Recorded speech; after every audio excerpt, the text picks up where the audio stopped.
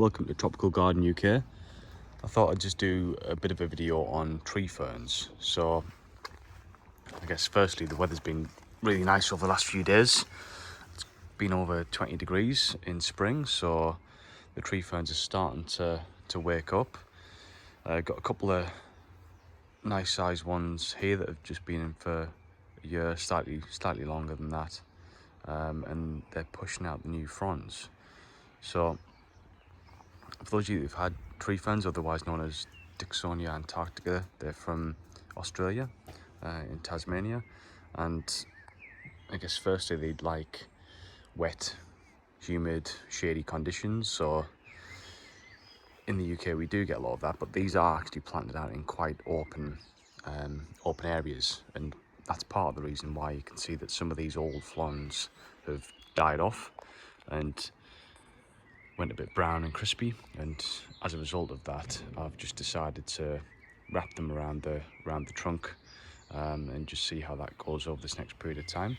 What that can do to an extent, I guess, over a period of time is just help keep that trunk a little bit more moist and humid, and it does take away from some of the appearance, because sometimes it does look a bit cleaner if the trunk is just visible. But this is what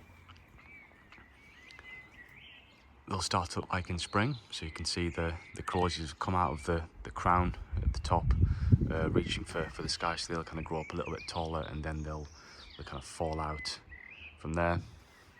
That one's a little bit further ahead. This one is just starting to wake up, so we've got a lot of new fronds, a lot of nice lime green coming out of the top there of the crown. So that's kind of the main grown part of a tree fern.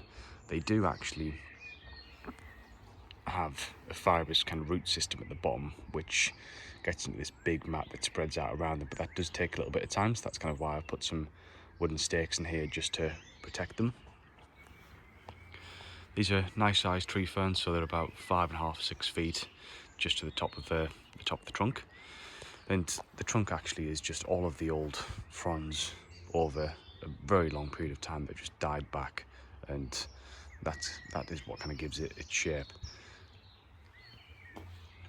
So as I said, they do like wet, humid, shady conditions. Not the best spot for them in these two areas, but it just kind of helps make up the garden. So it just means that we've ultimately got to water it a little bit more than usual.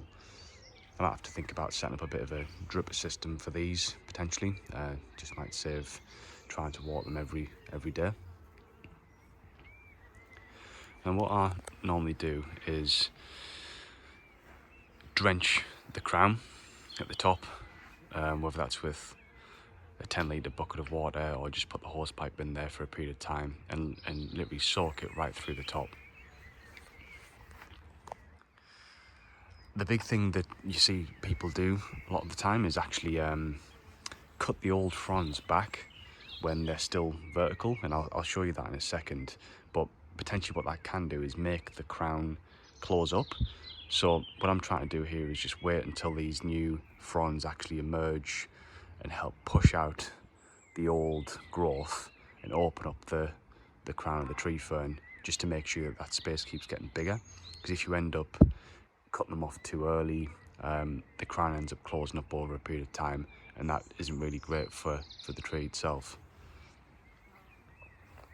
So really nice specimen plants, these two, good size. Help kind of showcase the garden on either side of the brahea palm that's just there. What I'll do is I'll just show you what they do look like at the end of winter and coming into spring. If we have a mild winter and if they're in a good condition, you can see that they do, or they can stay green, the old fronds, and the new flush that comes out in early spring, that just adds to the green fronds that you'd already have. But this is the old growth from last year. You can see there it's all brown, dead and crispy. But at the moment I'm just leaving those up until all of this new growth comes out and helps open up the crown. And then what I'll potentially do with this one is I'll either pull the old fronds down and just tie them around the trunk if I can, or I'll wait until they do droop down, and then I'll cut them off. This was the first one that we got that's in here. It's in a slightly better location. It's pretty much gets shade for most of the day now, and these can get massive. The fronds, if they're in really suitable locations where it is shady and it's damp, you can get kind of 1.5 meters, 2 meter long fronds that are on there. Just get past this bit on it. But you can see just in the top there, all the croziers, the knuckles that you can kind of feel, they'll help open up that crown, and that's where you water it from. So to get these through winter, just I guess a couple of tips. I had a couple of small ones that I didn't protect last year, and they ultimately died from some of the frosts. So the best thing to do with these is actually put straw into the crown, because you'll find that in winter, those frosts, that is the growing part of the tree. So if you do let that freeze over for a period of time, that can kill it. So a bit of straw on there just helps protect the growing part of the trunk. And also, especially in early spring, when you might have some kind of later frosts, if those croziers are there and the fronds are starting to unfurl and they're green like this and we get a frost, that can actually kill them off because they're quite tender at this point in time. So a bit of straw on there if possible, a bit of fleece if needs be, and that'll just help protect them. You can wrap some fleece around the top part of the trunk as well if it does get really frosty for a period of time. But I would try and do there is not do that for prolonged periods of weeks and weeks. I'd kind of go on there, wrap it, and then take it back off again if we're getting kind of milder weather for a day or so, just to let things breathe.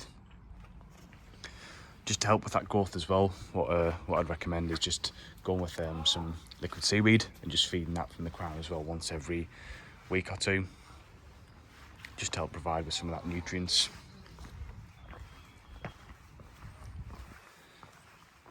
And yeah, I thought that'd just be a quick little video just on some of the tree ferns that we've got in the garden at the minute. So we've got a couple that are 5-6 footers, and then one that's kind of a 3.5-4 footer that's just in the bed over there. I'll probably do a bit more of a succinct video where we go through kind of some of the water and some of the feed and protection bits and pieces, but I thought I'd just do a quick video of what we've got in at the moment, and just do a one-stop shop of how I kind of look after them and how they're looking at the minute. Thanks for watching Tropical Garden UK. Catch you on the next one.